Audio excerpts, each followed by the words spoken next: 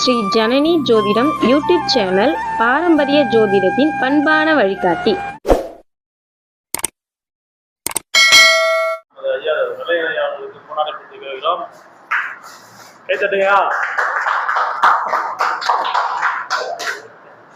மதிப்பிற்குரிய என்னுடைய குருநாதர் ஜோதிட செம்மல் திரு ஏழுமலை ஐயா அவர்களுக்கு என்னுடைய முதற்க வணக்கம்.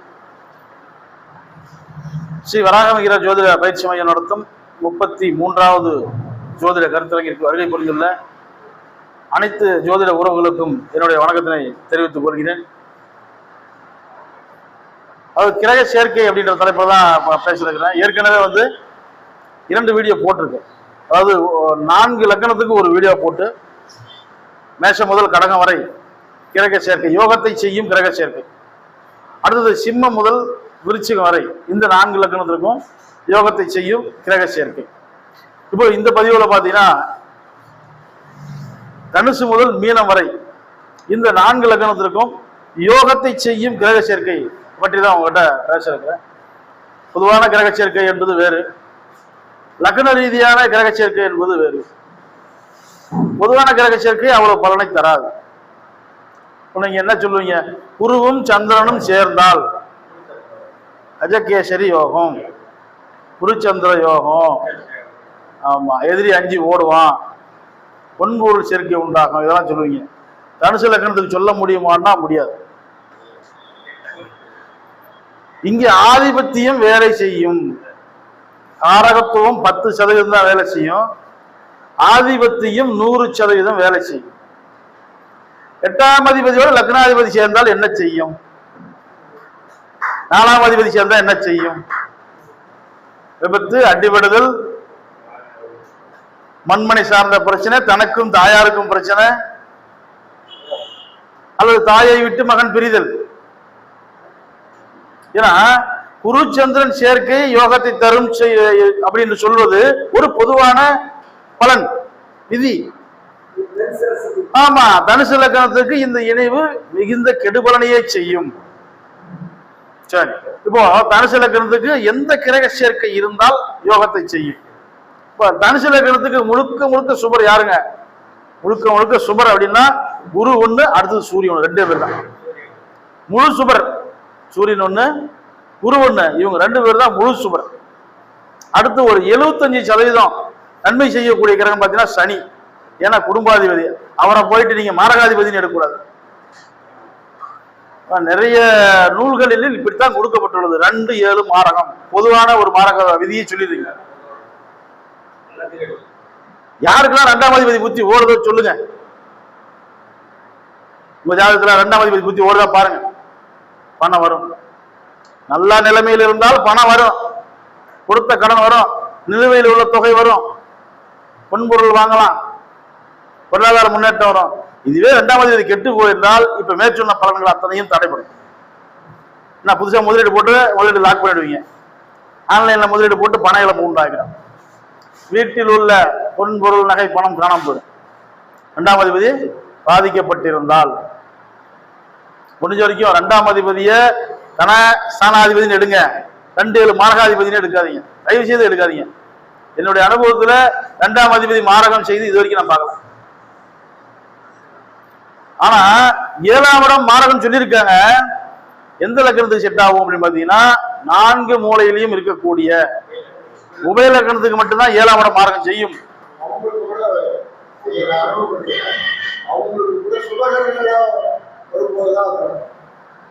உபய லக்கணத்துக்கு 7ஆம் இடம் மாரகம் உறுதி, 7, 8 மாரகம் உறுதி. சரலக்கணத்துக்கு 8, 11 மாரகம் உறுதி. சிறலக்கணத்துக்கு 8 மட்டும்தான் மாரகம். இது ஏங்க இவ்வளவு வித்தியாசம்? சிறலக்கணத்துக்கு 3, 8 மாரகம் சொல்லியிருக்கீங்க ஜோதிட நூல்கள்ல, 3, 8 மாரகம் சொல்லியிருக்கீங்க. ஆனா 3ஆம் இடம் மாரகம் செய்யாதுன்னு என்னால அடிச்சு சொல்ல முடியும். சிறலக்கணத்திற்கு 8ஆம் அதிபதி 8ஆம் இடத்தில் ராகவ கேதுவன் என்றால் மட்டும்தான் மாரகத்தை செய்யும். மற்ற வேற எந்த ஆதிபத்தியம் பெற்ற கிரகத்தினாலையும் மாரகத்தை செய்ய முடியும். இதுக்கு என்னன்னு சொல்லுங்க பார்ப்போம், காரணம் சொல்லுங்க பார்ப்போம். ஏன் அந்த 2 ராசிக்கு, அதாவது சரம் உபயத்துக்கு 2 மாரகாதிபதிகள், சிரத்திற்கு ஏன் 1 மாரகாதிபதி? ஆனா 2 மாரகாதிபதி கொடுத்துருக்காங்க. ஆனா 3ஆம் இடம் மாரகம் செய்யல. காரணம் தெரிஞ்சவங்க சொல்லுங்க.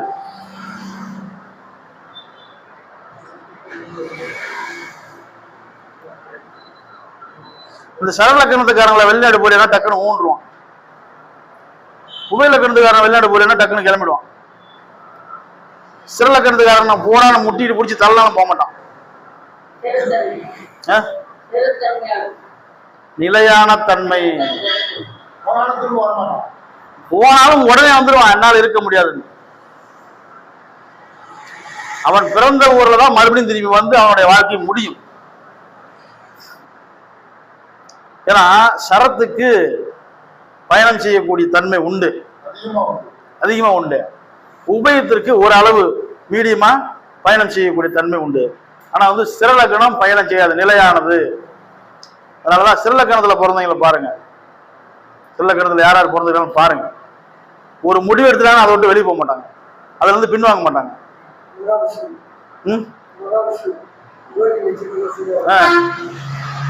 அது ராசியா இருக்கட்டும் லக்னமாகட்டும், ஒரு விஷயத்துல என்ன சொல்லுவாங்களா, யானை முன்வைத்த கால பின் வாங்காது. லக்னம் தான் மெயின். ஆமா, சரிங்க. இப்போ நம்ம தலைப்புக்கு வந்துருவோம். அதாவது கிரக சேர்க்கை, யோகத்தை செய்யும் கிரக சேர்க்கை. தனுசு லக்னத்துக்கு சூரியன் மற்றும் குரு இணைவு மிகுந்த ராஜயோகத்தை கொடுக்கும். 1, 4, 9 என்னென்ன யோகத்தை கொடுக்கும்? ஜாதகருக்கு கிடைக்க வேண்டிய பாக்கியங்கள் அத்தனையும் கிடைக்கும். ஆன்மீகத்தில் ஈடுபடுவார்கள், ஆன்மீக சேவை செய்வார்கள், கோவில் கட்டுவார்கள், கோவில் திருப்பணிகளை செய்வார்கள், ஆன்மீக சுற்றுலா, புனித யாத்திரை செல்லுதல், இது போன்ற ஆன்மீக சம்பந்தமான வேலையில் அதிகமாக இவங்க ஈடுபடுவாங்க. அதே போல சாஸ்திரங்களை கற்றுக்கொள்ளுதல், பூஜை புனஸ்காரங்கள், புரோகிதம் செய்தல், இது போன்ற விஷயங்களை இவங்க கத்துக்குவாங்க. அதாவது நேர்மையான முறையில மந்திரம், மாந்திரிகம், தாந்திரிகம் இதெல்லாம் இவங்களுக்கு எளிமையாகவே வந்துடும். அடுத்து 4ஆம் அதிபதியோட 9ஆம் அதிபதி சேர்க்கை. இது என்ன பண்ணணும்னா சுயமாக வீடு, சுயமாக நிலம், சொத்து சுகங்கள், வசதி வாய்ப்புகள் இது அத்தனையுமே சிறப்பாக கிடைச்சிடும். அதே போல சிறப்பான கல்வி கிடைக்கும். சரி, இப்ப இந்த இணைவுல சனி சேரலாமான்னு கேட்டீங்கன்னா தாராளமா சேரலாம். ஒரு சில பேர் நினைப்பீங்க குருவும் சனி சேர்ந்தா பிரம்மகத்தி தோஷம். பிரம்மகத்தி தோஷம் அது கிரக காரகத்துவத்தை வைத்து சொல்லப்பட்டது. எப்படி இருந்தாலும் சேரலாம். இந்த இணைவுல சூரியன் குருவுடைய இணைவுல சனி சேரலாமன்னா சேரலாம். சேர்ந்தாதான் அங்க பொருளாதாரம், பொருளாதார முன்னேற்றம், வசதி வாய்ப்பு, குடும்பம், சொல்வாக்கு, செல்வாக்கு இதெல்லாம் கொடுக்கக்கூடிய ஒரு சனி தான்.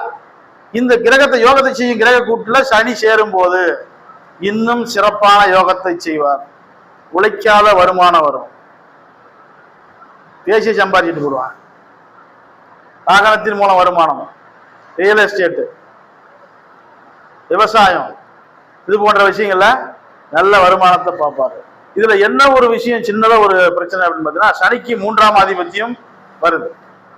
அதனால இவங்க என்ன பண்ணணும், சனி உள்ளார சேர்ந்துச்சு அப்படின்னா, சூரியனோடையோ குருவோடையோ சனி உள்ள சேருது அப்படின்னா ஜாமீன் போடக்கூடாது, குடுக்கல் வாங்கல் வச்சுக்கூடாது, ஆன்லைன் முதலீடு போடக்கூடாது.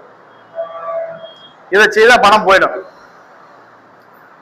அதை மட்டும் பார்த்துக்கிட்டாங்கன்னா இவங்களுக்கு இந்த சனி, குரு, சூரியன் இந்த 3 கிரகத்தினுடைய இணைவு மிகுந்த ராஜயோகத்தை கொடுக்கும். இதுல வந்து செவ்வாய் பூர்வ புண்ணியாதிபதி தானே, அவர் விரையாதிபத்தியம் வாங்குறாரு. அதனால ஒரு 50% தான் செய்வார். அப்படி செய்யறாரு அப்படின்னா இதெல்லாம் பாத்தீங்கன்னா லக்னத்தை சொல்லும் போதே பலன்னு சொல்லிடணும். தனுசு லக்னம் யாராவது இருக்கிறீங்களா? கும்ப லக்னம் யாராவது இருக்கீங்களா? நல்லா கேளுங்க. தனுசு லக்னமும் கும்பலம் என்ன லக்னம்?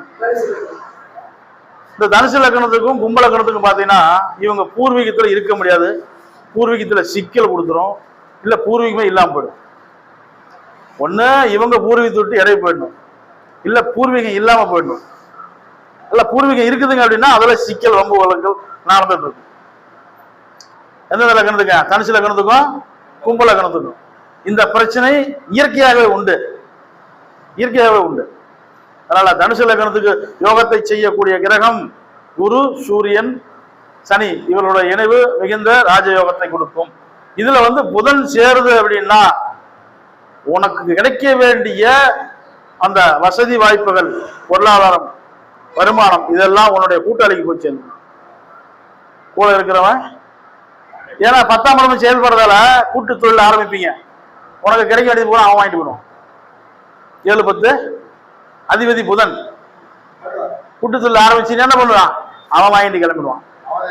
ஆமா, பொதுவாகவே தனுசு லக்னத்துக்கு புதன் சேர்க்கை வருதுன்னா நீங்க ஏமாற போறீங்கன்னு அர்த்தம். புதன் புத்தி வருதுன்னா ஏமாற போறீங்கன்னு அர்த்தம். நாலாதிபதி இந்த 4 மூலையிலையும் உள்ள லக்னங்களுக்கு, மிதுனம், கன்னி, தனுசு, மீனம் லக்னங்களுக்கு 7ஆம் அதிபதி புத்தி வருது அப்படின்னா நீங்க ஏமாற போறீங்கன்னு அர்த்தம். யார்கிட்ட ஏமாறுவீங்க? கூட்டாளிகிட்ட ஏமாறுவீங்க, நண்பர்கிட்ட ஏமாறுவீங்க, கூட்டு தொழில ஏமாறுவீங்க, ஆன்லைன்ல முதலீடு போட்டு ஏமாறுவீங்க, தந்தை வழி உடன் பிறந்தவர்களால் ஏமாறுவீங்க. ரெண்டாவது 3, 7, 11 டாக்குமெண்ட் கையெழுத்து போட்டு மாட்டிக்குவீங்க. அதனால இந்த கிரகையில புதன் சேர்க்கை வரக்கூடாது. அடுத்து சுக்கிரனும் இதே பலனை செய்யும். 3, 7, 11 சொல்லிட்டா 11ஆம் அதிபதி தானே சுக்கிரன், 6ஆம் இடத்துக்கு அதிபதி அவர் தான். ஒரு நண்பன் எதிரியா மாறிடுவான். ஏன்னா 3, 7, 11 கண்டிப்பா உங்களுக்கு துரோகத்தை செஞ்சிடும். அது எந்த விதத்திலானாலும் துரோகத்தை செஞ்சிடும். அந்த வகையில சுக்கிரன் இணைவு வரக்கூடாது, சந்திரன் இணைவு வரக்கூடாது, செவ்வாய் இணைவு வரக்கூடாது. இந்த இணைவுகள் வந்ததுன்னா உங்களுக்கு யோகம் செய்ய கிரக நிலையில் இருந்தாலும் அந்த யோகம் அடிபட்டு போயிடும், பங்கமாகி போயிடும். குரு செவ்வாய் சேரலாம், வெளியே பூர்வீக தொட்டு வெளியே போயிடணும். அப்பனுக்கும் பிள்ளைக்கும் ஒத்து வராத நிலைமை. 2 பேர்த்துக்கும் வாக்குவாதங்கள், கருத்து வேறுபாடுகள் நடக்கும். சரிங்க. அடுத்தது பார்த்தீங்கன்னா மகர லக்னம். மகர லக்னத்துக்கு யோகத்தை செய்யும் கிரகம் பார்த்தீங்கன்னா ஒரே ஒரு கிரகம் சுக்கிரன். ஆமா, சுக்கிரன். அடுத்தது பார்த்தீங்கன்னா சனி தான் லக்னாதிபதி, தனஸ்தானாதிபதி. ஆமா, அடுத்தது 5க்கும் 10க்கும் அதிபதி சுக்கிரன். ஆமா, அதே போல சந்திரன் ஒரு சுபகிரகம் தான். மகர லக்னத்தை பொறுத்த வரைக்கும் சந்திரன் சுபகிரகம் தான். இது லக்ன ஆதிபத்திய ரீதியாக எடுக்கப்பட்டது, காரக ரீதியாக அல்ல. காரக ரீதியான லக்னாதிபதி சனி, 7ஆம் அதிபதி சந்திரன் 2மே பகை கிரகம். ஆனா லக்ன ரீதியா 7ஆம் இடம் எந்த விதமான பாதிப்பும் கொடுக்காது. சரலக்னத்துக்கு 7ஆம் இடம் எந்த விதமான பாதிப்பும் கொடுக்காது. சந்திரன் நல்லா தான் அங்க திருமண வாழ்க்கை நல்லா இருக்கும், வெளிநாட்டு வாழ்க்கை நல்லா இருக்கும், கூட்டு தொழில் நல்லா இருக்கும். இப்ப இதனோட சேர்க்கை எப்படின்னு பார்க்கும்போது இந்த 3 கிரகம் தான், சனி 1, சுக்கிரன் 1, சந்திரன் 1. இந்த 3 கிரக சேர்க்கை இவர்கள் சேர்ந்து இதுல ஒருத்தர் ஆட்சியாகவோ உச்சமாகவோ கேந்திர திருகோணங்களில் இருந்து விட்டால் ஏற்றுமதி இறக்குமதி தொழிலில் கொடிகட்டி பரப்பார்கள். அதே போல மனைவி வந்த பிறகு இவருக்கு சரியான ராஜயோகத்தை கொடுத்துரும். அதே போல 10, 5 சம்பந்தம் சக்கரவர்த்தி யோகம், நாடாளும் யோகம். இந்த இயற்கையாகவே இந்த கடக லக்னத்துக்கும் மகர லக்னத்துக்கு தான் சக்கரவர்த்தி யோகம் உண்டு. கடக லக்னத்துக்கு செவ்வாய் இருந்தா நாட்டை ஆண்டுருவேன், நல்லா வந்துட்டா ஒவ்வொரு ஊரை ஆளலாம், மாவட்டத்தை ஆளலாம், நாட்டையும் ஆளலாம். அதே போல மகர லக்னம் சுக்கிரன் ஒரு கிரகம் நல்லா இருந்து போச்சுன்னா அதே போல நாடாளும் யோகத்தை கொடுக்கும், கண்டிப்பா கொடுக்கும். அவங்களாம் பார்த்தீங்கன்னா கம்ப்யூட்டர்ல பின்னி படல் எடுப்பாங்க, சாப்ட்வேர் துறையில. அதான் சாப்ட்வேர் துறையில பின்னி படல் எடுப்பாங்க. அந்த அளவுக்கு நுணுக்கம். 5ஆம் இடம் தான் நுண்ணிய அறிவு, புரியுதுங்களா? 5ஆம் இடம் ஒரு மனுஷனுக்கு ஒரு ஜாதகத்துல நல்லா இருக்குதுன்னா அடுத்தது என்ன நடக்குன்றது முன்கூட்டியே இவன் தெரிஞ்சுக்குவான். உள்ளுணர்வு, வருமுன் அறியும் சக்தி அந்த 5ஆம் இடம் தான் கொடுக்கும். 5ஆம் இடம் நல்லா இருந்து போச்சுன்னா யாரும் போய் நம்ம அறிவுரை சொல்லுங்கிற அவசியம்லாம் இல்லை. புதன் மாதிரி தான், எந்த குருவும் இல்லாம எப்படி புதன் கலையை கத்துக்கிட்டாரோ அந்த 5ஆம் இடம் சிறப்பா இருந்துச்சுன்னா அவனுக்குள்ள புத்திசாலித்தனம், அறிவாளித்தனம் இதெல்லாமே சிறப்பா இருக்கும்.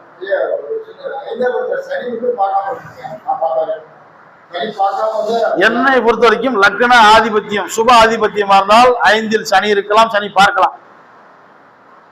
ரிஷப லக்னத்துக்கு 5ல் சனி தான் என்ன சொல்லுவீங்க? துலா லக்னத்துக்கு 5லே சனி ஆட்சி ஆகுது என்ன சொல்லுவீங்க? 11க்கு போயிட்டு 5 பார்க்குது என்ன சொல்லுவீங்க? லக்கண ரீதியா அந்த கிரகம் சுப ஆதிபத்தியம் பெற வேண்டும். அப்படி இருந்தால் சூப்பர். இதுவே கன்னி லக்கணத்துக்கு கூட சனி நல்லது செய்வார் சொல்ல மாட்டான். துலாமும் ரிஷபமும் சனி வந்து நல்ல இடத்துல இருந்துட்டார்னா அமர மாதிரி கொடுக்கக்கூடிய கிரகம் வேற எதுவும் கிடையாது. யோகாதிபதி ரிஷப லக்கணத்துக்கு தர்ம கர்மாதிபதி. ரிஷப லக்கணத்துக்கு மட்டும்தான் இயற்கையாகவே தர்ம கர்மாதிபதி யோகம் அந்த ஒரு லக்கணத்துக்கு மட்டும்தான். மற்ற எந்த லக்கணத்துக்கும் இயற்கையாகவே தர்ம கர்மாதிபதி யோகம் இல்லை. ஏன்னா 9, 10க்கு ஒரே அதிபதி.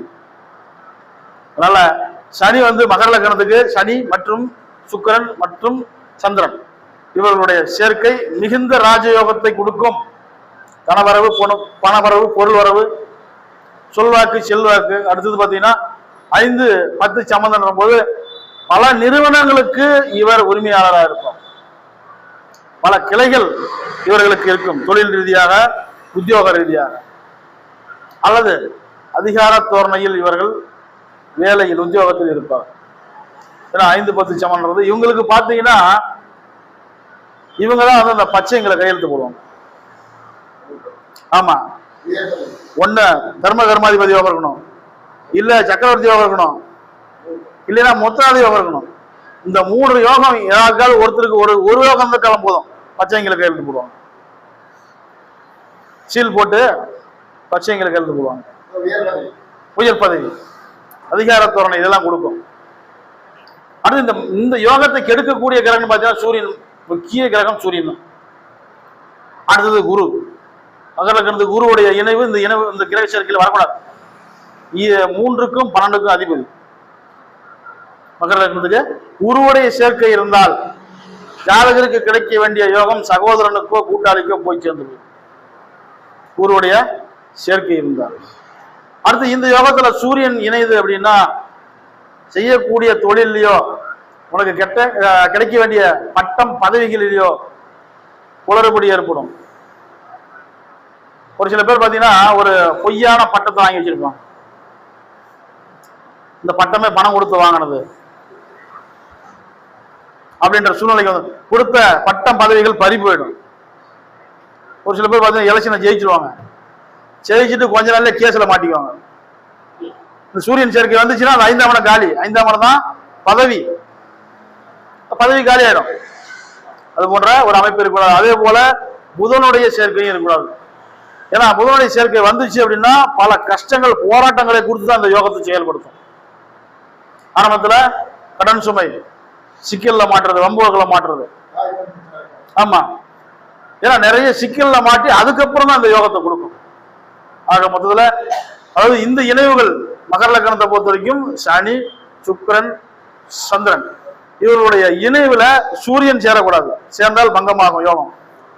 குரு சேரக்கூடாது, யோகம் பங்கமாயிடும். புதன் சேரக்கூடாது, யோகம் பங்கமாயிடும். செவ்வாயும் சேரக்கூடாது. செவ்வாய் பாதகாதிபதி இருந்துச்சுன்னா கூட இருந்து உனக்கு கிடைக்க வேண்டிய பொறுப்புகள், பதவிகள் கூட இருந்தே கெடுத்துட்டு போடும், அவன் வாங்கிட்டு போயிடும். செவ்வாயும் ஒரு இன்னும் சொல்ல போனா அவர் பாதகாதிபதி மட்டும் இல்ல, மாரகத்தையும் செய்வார். மகர லக்னத்தை பொறுத்த வரைக்கும் செவ்வாய் ஒரு மாரகாதிபதி. சரிங்க. அடுத்தது கும்பலக்னம். கும்பலக்னத்துக்கு லக்னாதிபதியே விரையாதிபதியா வராரு. அதனால அவர் வந்து சுபர் நம்ம எடுத்துக்க முடியாது. சனி புத்தி தான் ஓடிச்சுன்னா ஜாதகர் ஊரை விட்டு வெளியே போயிடுவார். சனி புத்தி நடக்குது கும்பலக்னத்துக்கு, சனி திசையிலையோ சனி புத்தியிலையோ ஊரை விட்டு வெளியூர் போகக்கூடிய ஒரு சூழ்நிலை உண்டாயிடும். கும்பலக்னத்துக்கு யோகத்தை செய்யக்கூடிய கிரகம் சூரியன் ஒண்ணு, சுக்கிரன் ஒண்ணு, அடுத்தது பார்த்தீங்கன்னா குரு ஒண்ணு. இந்த 3 கிரகம் தான் நன்மை செய்யும். ஏன்னா குரு தானா லாபாதிபதியா வராது. சுக்கிரன் 4க்கும் 9க்கும் அதிபதியா ஒரு கேந்திர திரிகோண அதிபதியா வராது. இன்னும் ஒரு சில பேர் இன்னமும் இதுதான் சொல்லிட்டு இருக்கீங்க, புரிஞ்சிக்க மாட்டாங்க. சில லக்னத்துக்கு 9ஆம் இடம் பாதகம் இல்லை. பாதகம் சொல்லியே அதான் 9ஆம் இடம் பாக்கியஸ்தானம். எந்த காரணத்தை கொண்டும் ஒரு கேந்திரத்திற்கும் ஒரு திரிகோணத்துக்கும் அதிபதி எந்த காரணத்தை கொண்டும் பாதகத்தை செய்ய மாட்டார். ஆனா இன்னமும் வந்து என்ன பண்ணிட்டு இருக்கிறாங்க, இது பாதகம். சில லக்னத்துக்கு 9ஆம் இடம் பாதகம். நான் நிறைய வீடியோல இதெல்லாம் வலியுறுத்தி சொல்லிட்டு வரேன்.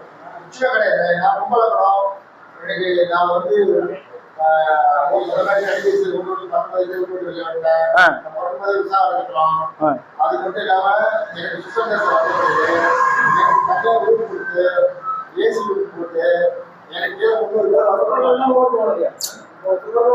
ஆமா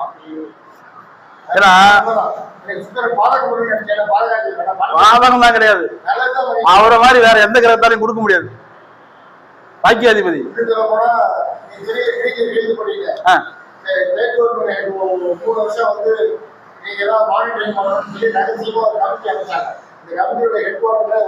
சிறப்பு சிறப்பு ஐயா. இதுக்கெல்லாம் நாலாம் கட்டி கை தட்டிக்கலாம்.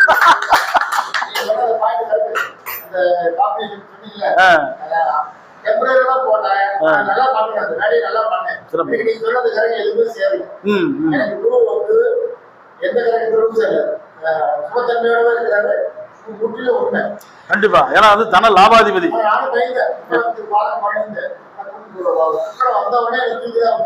கண்டிப்பா,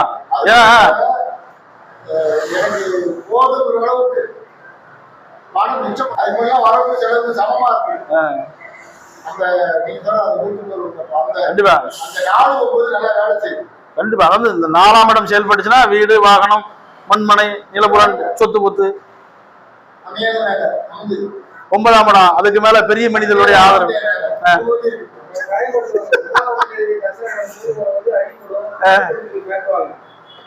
அதெல்லாம் கிடையாது. 100% செல்ல கணத்துக்கு 9ஆம் இடம் பாக்கியத்தை மட்டுமே செய்யும். வற்புறுத்தி சொல்லிட்டு வரேன்.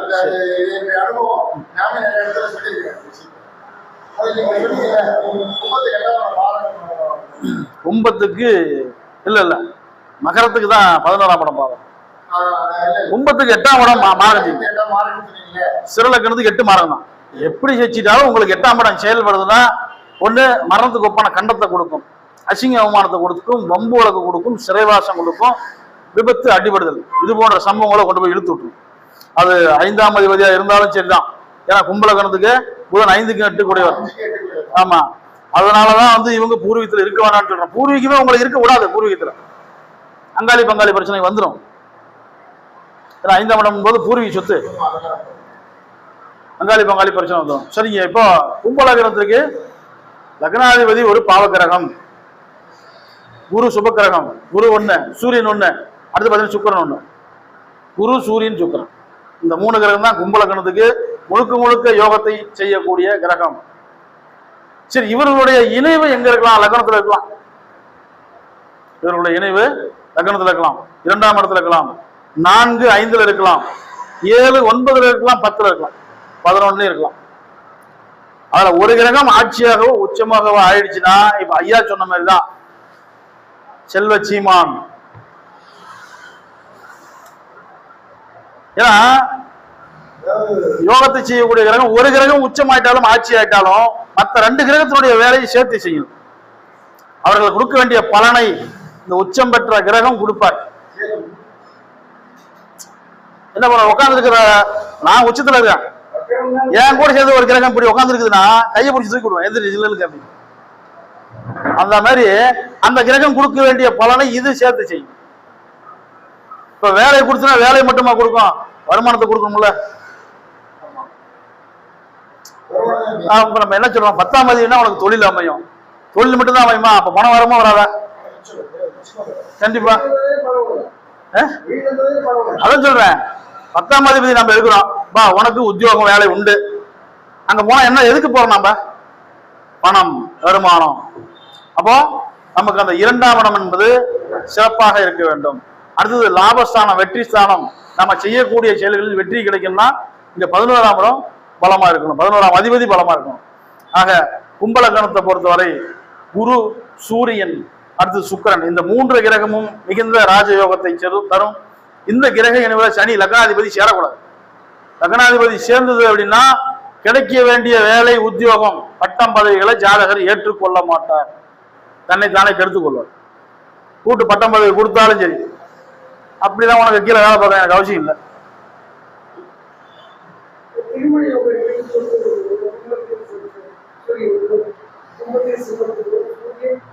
7ஆம் அதிபதியே அவங்கதான், சூரியன் தான். சூரியன் நல்லா அங்க திருமண வாழ்க்கை நல்லா இருக்கும், தாராளமா அமைக்கலாம். ராசி பொருத்தத்துல கும்பத்தையும் சிம்மத்தையும் இணைக்கலாம். ராசி பொருத்தம் வரும், ராசி அதிபதி பொருத்தம் தான் வராது. ரெண்டுல ஒண்ணு வந்தா போதும். இதுவே வந்து பாத்தீங்கன்னா தனுசுவையும் கடகத்தையும் இணைக்கலாம். ராசி பொருத்தம் வராது, ராசி அதிபதி பொருத்தம் வரும். குருவும் சந்திரனும் நட்பு கிரகம், ஒரே அணியில வரவங்க, தேவகுரு அணியில, ஆமா அணியில வரவங்க, தேவகுரு அணி. சரிங்க. இப்ப இந்த கிரக இணைவு சுக்கிரன் சூரியன் குரு இணைவு மிகுந்த ராஜயோகத்தை தரும். இதுல சனி லக்னாதிபதி சேரக்கூடாது. அடுத்தது 3க்கு அதிபதி யாருங்க? செவ்வாய். செவ்வாய் இணையலாம், இணையலாம். 75% சுப கிரகம் செவ்வாய். அடுத்தது பாத்தீங்கன்னா புதன் இணையக்கூடாது, ஏன்னா அஷ்டமாதிய வரதால புதன் இணையக்கூடாது. இணைந்தால் இந்த யோகம் பங்கம் ஆயிடும். சரிங்க. அடுத்தது மீன லக்னம். மீன லக்னத்துக்கு சுப கிரகம் சந்திரன், லக்னாதிபதி குரு, பாக்கியாதிபதி செவ்வாய். குரு சந்திரன் செவ்வாய் இந்த 3 கிரகம் மிகுந்த ராஜயோகத்தை கொடுக்கும். இதுவும் போய் 5ஆம் இடத்துல உட்காந்து போச்சுன்னா அதை விட சொல்லக்கூடிய அவசியமே இல்லை. அங்க செவ்வாய் நீசமாகலாம். 3 பேரும் சேர்ந்து கிரகத்துல உட்காந்துட்டாங்க அப்படின்னா சந்திரன் ஆட்சி ஆயிடும், குரு உச்சமாயிடும். அங்க செவ்வாய் நீசமா இருந்தாலும் நீச்ச பங்க ராஜயோகம். 2ஆம் இடத்துல இருக்கலாம், லக்னத்துல இருக்கலாம், 10, 11 இருக்கலாம். அடுத்தது 9ஆம் இடத்துல இருக்கலாம், 7ஆம் இடத்துக்கு போகக்கூடாது. மீன லக்னத்துக்கு இவர்களுடைய இணைவு 7ஆம் இடத்தில் இருந்தால் அத்தனை யோகமும் பங்கமாயிடும். யாருக்கு இதுல வந்து லாபம்னா கூட்டாளி தான் லாபம். தந்தை வழி உடன் பிறந்தவர்களுக்கு தான் லாபம். ஏன்னா உன்னுடைய குடும்பம், உன்னுடைய வருமானம் எல்லாம் எங்க போகுது? தந்தை வழி உறவு கிட்ட போயிடும். உன்னுடைய தொழில் அங்க போய் மாட்டிக்கும். வேலை ரீதியா தொழில் ரீதியா அங்க போய் மாட்டிக்கும். இப்போ மீன லக்னத்தை பொறுத்த வரைக்கும் குரு மற்றும் சந்திரன் செவ்வாயுடைய இணைவு மிகச்சிறந்த ராஜயோகத்தை தரும். உழைக்காத பணம் வரும், பாக்கினால் ஜீவனம் நடக்கும். அடுத்து தன்னுடைய பட்டம் பதவிகள் 5ஆம் இடம் அப்படிங்கும் போது இவங்களும் சாஸ்திரத்தை 5, 9 சம்பந்தம், 5, 10 சம்பந்தம். இதுவும் சக்கரவர்த்தி யோகத்தை ஏற்படுத்தும். 10, 9 சம்பந்தம் கர்ம கர்மாதிபதி யோகத்தை செயல்படுத்தும். இதெல்லாம் போய் அங்க 5ஆம் இடத்துல உச்சமாகும் போது மிகச்சிறந்த ராஜயோகத்தை கொடுக்கும். ஸ்டேட்ல இல்ல, சென்ட்ரல் லெவல் வரைக்கும் போகும். மத்திய கவர்மெண்ட் இப்ப சொன்னீங்களே, ஆமா ஸ்டேட் இல்ல சென்ட்ரல் வரைக்கும் போகும், மிலிட்டரி வரைக்கும் போகும். ஏன்னா செவ்வாய் கூட வருது, லக்னாதிபதியோட செவ்வாய் கூட சேருது, மிலிட்டரி வரைக்கும் போகும்.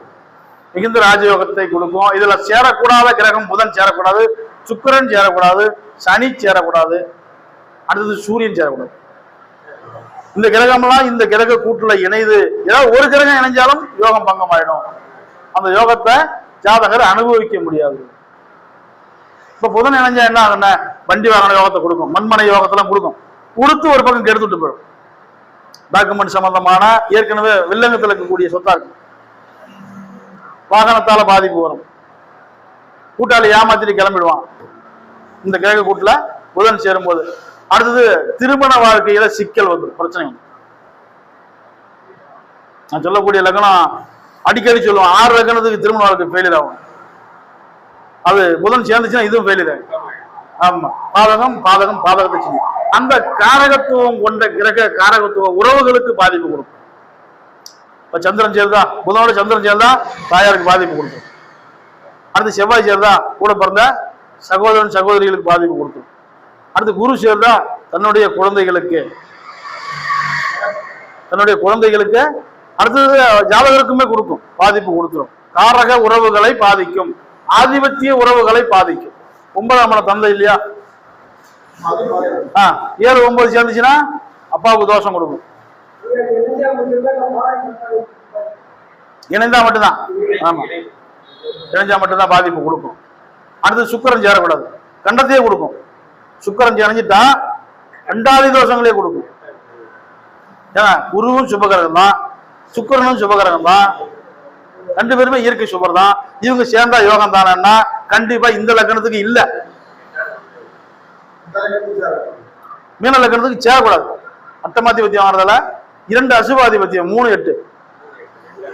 ஆமா, தனுசு லக்னத்துக்கு அதே மாதிரி தான். மீன லக்னத்துக்கும் சுக்கிரனுடைய இணைவு யோகத்தை பங்கம் செய்யும். ஆதிபத்திய உறவுகளுக்கு கண்டாதி தோஷங்களை ஏற்படுத்தும். அடுத்து சனி சேரக்கூடாது. சனி லாபாதிபதியா இருந்தாலும் விரயத்தையும் கொடுப்பார். கூட இருக்கிற அந்த விரயம் யாரால வரும்னா கூட இருக்கிற கூட்டாளியால வரும், நண்பனால வரும். 3 7 11 காமத்திரிகோணம் பெண்களால வரும். 11ஆம் இடம் என்பது 3க்கு 9க்கு 3 தந்தை வழி உடன் பிறந்தவங்களால வரும். இதெல்லாம் இந்த கிரக இணைவு வரக்கூடாது. சனியோட இணைவு வரக்கூடாது. இப்போ புதன் இணைவு வரக்கூடாது, சூரியன் இணைவு வரக்கூடாது. அடுத்து சனி இணைவு, சுக்கிர இணைவு. இந்த 4 கிரகமும் இதுல ஏதேனும் ஒரு கிரகம் இந்த கிரக கூட்டுல இணைஞ்சால் யோகம் பங்கமாகி போகும். யோகத்தை ஜாதகர் அனுபவிக்க முடியாது. நம்ம பொதுவான ஒரு கிரக சேர்க்கையை விட லக்ன ரீதியான கிரக சேர்க்கையை பிடிச்சி நீங்க பலன் சொன்னீங்கன்னா 100% துல்லியமா அடிக்கலாம். ஜாதகம் பார்க்க வந்தவங்க என்ன பண்ணலாம்? வாய் பேசக்கூடாது. பேச வழியா நம்மளுடைய பதில் அவங்க வாய் அடைக்கணும். நல்ல 2 ஜாதகம் பார்த்தேன். அது ஜாதகம் கணிக்கும் போது 2 பேருக்கு திருமணம் ஃபெயிலியர்ட்டேன். 2 வருஷம் முன்ன பண்ண ஒரு ஆண் ஜாதகத்தையும் ஒரு பெண் ஜாதகத்தையும் கொடுக்குறாரு. கணவன் மனைவி அப்படின்னு கேட்டா அண்ணன் தங்கச்சி அப்படின்னு ஜாதகத்தை கணிச்சிட்டே இருக்கும்போது 2 பேருக்கும் திருமணம் ஃபெயிலியர். என்ன பண்ணீங்க அப்படின்னா அந்த பொண்ணுக்கு 48 வயசு நடக்குது. அந்த ஆளுக்கு பார்த்தீங்கன்னா 50 முடிஞ்சு 51 நடக்குது. கல்யாணம் என்ன ஆகல. போட்டோவில் வச்சுக்கிறேன், செல்லில் வச்சுக்கிறேன், காட்டுறேன். நீங்க இங்க பேசிட்டு இருக்கும்போது அந்த கடையில் உட்காந்து ஜாதகம் பாக்குறேன். நான் போட்டோ எடுத்து வச்சுக்கிறேன் ஜாதகத்தை. அவங்க தான் 2 ஜாதகம் கொடுத்தாங்க. 2 ஜாதகமும் திருமணம் ஃபெயிலியர்னு சொல்லிட்டு எடுத்து வரதுக்கு தான் சொன்னேன். திருமணம் செட் ஆகாது அப்படின்னு. ஆனா 2 பேருக்குமே உத்தியோகம் உண்டு. 2 பேருமே பேங்க்ல வேலையில் இருக்கிறாங்க. சரிங்கய்யா, வாய்ப்பளித்த அனைத்து நல் உள்ளங்களுக்கும் என்னுடைய நன்றியை தெரிவித்துக் கொள்கிறேன்.